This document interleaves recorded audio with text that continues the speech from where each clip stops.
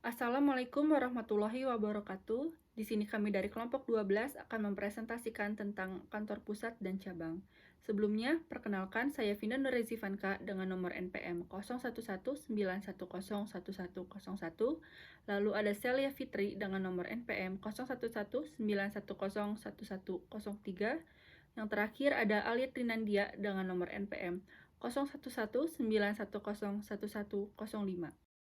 Perkembangan pembentukan agen dan cabang. Di dalam perkembangan usahanya, perusahaan dapat beroperasi tidak saja di dalam lingkungan suatu kota, tetapi dapat juga beroperasi keluar kota, keluar daerah, dan bahkan keluar negeri.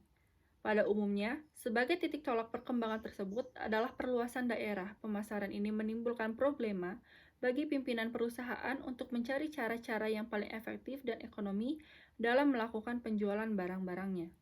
Berbagai macam cara dapat ditempuh antara lain dengan mengangkat pedagang keliling atau petugas bagian penjualan yang langsung mendatangi para langganan, penggunaan katalogus dengan pengiriman pesanan per pos, dengan sistem penjualan konsinyasi, dan lain-lain. Pengertian kantor pusat dan kantor cabang. Kantor pusat adalah bagian dari sebuah perusahaan dengan tanggung jawab operasi mencakup wilayah suatu negara atau suatu wilayah regional tertentu atau seluruh dunia.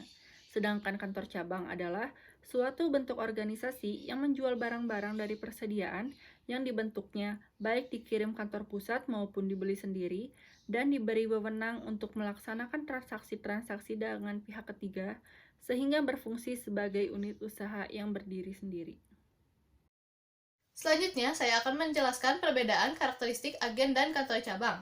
Agen merupakan suatu bentuk organisasi yang hanya diberi fungsi untuk menerima pesanan barang dan bekerja di bawah pengawasan langsung oleh kantor pusat. Sedangkan kantor pusat adalah suatu bentuk organisasi yang menjual barang-barang dari persediaan yang dibentuknya baik dari konter maupun dibeli secara sendiri langsung.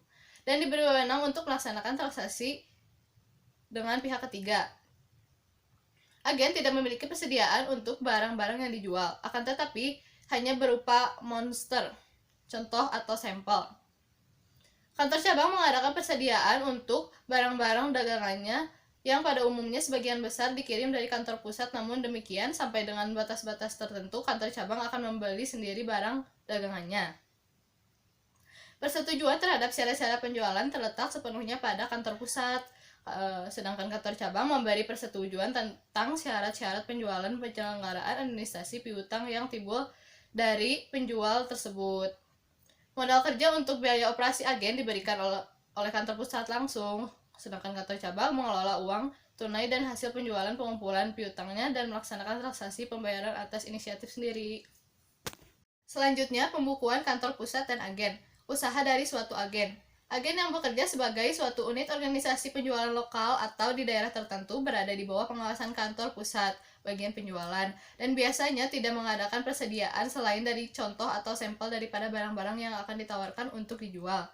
Pembukuan untuk suatu agen. Agen menyelenggarakan buku kas untuk mencatat penerimaan atau pengisian kembali modal kerja dari pusat dan pengeluaran-pengeluaran untuk berbagai macam biaya. Pengeluaran kas biasanya dicatat untuk rangkap cara tembusannya.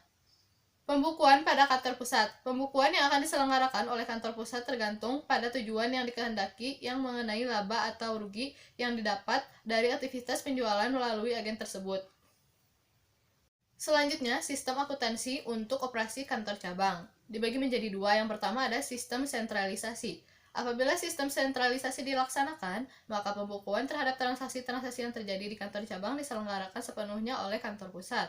Pada cara ini, kantor cabang cukup mengumpulkan dokumen-dokumen dasar seperti faktur penjualan, catatan waktu kerja, voucher-voucher pengeluaran kas, dan bukti-bukti lainnya yang mendukung terjadinya transaksi. Yang kedua ada sistem desentralisasi. Pada cara ini, setiap cabang menyelenggarakan pembukuan atas transaksi-transaksi yang terjadi pada cabang yang bersangkutan secara lengkap. Tiap-tiap cabang menyelenggarakan buku-buku jurnal, buku besar, dan buku-buku tambahan apabila dianggap perlu.